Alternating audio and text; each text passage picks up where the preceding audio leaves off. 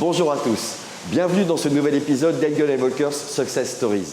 Aujourd'hui, nous allons rencontrer Pamela Serra, conseillère du 8e arrondissement, qui va nous présenter un appartement incroyable, chargé d'histoire.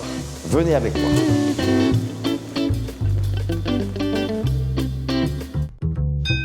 Bonjour Marc. Bonjour Pamela, comment vas-tu? Très bien, et toi? Et moi, cette sonnette, c'est quelque chose. Hein. Ah, comme l'appartement. D'accord. Il a traversé les âges. Je te Ouais. présente l'appartement, l'ancien appartement de Simone Signoret et Yves Allégret. Ah d'accord, carrément.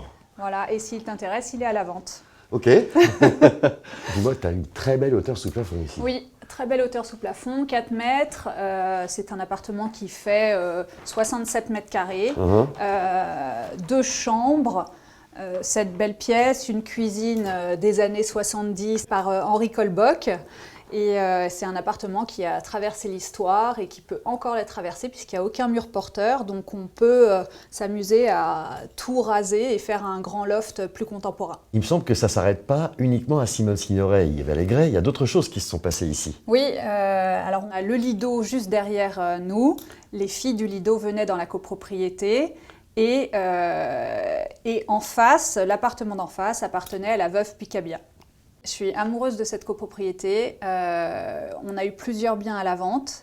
Et c'est notamment grâce à ça qu'on a eu ce mandat, puisque au fur et à mesure, le bouche à oreille fait que ça facilite le métier. Clairement, ici, c'est un bien qui devrait partir assez rapidement. On a déjà une offre dessus et il y en a une deuxième qui devrait arriver. Ça fait combien de temps que tu travailles chez Engel & Volkers? Ça fait 3 ans et demi que je travaille chez Engel & Volkers. J'avais déjà un pied dans l'immobilier, même quand j'étais avant en audit et conseil, puisque j'adorais déjà acheter et retaper. Je voulais trouver un métier dans lequel je m'épanouissais, d'où cette reconversion. Qu'est-ce que tu conseillerais aujourd'hui à quelqu'un qui voudrait se lancer dans ce métier? Alors pour moi, c'est pas une carrière, c'est un état d'esprit, c'est une façon de penser au quotidien. Pour moi, il faut être passionné et patient parce que ce qu'on met en œuvre n'aboutit pas immédiatement.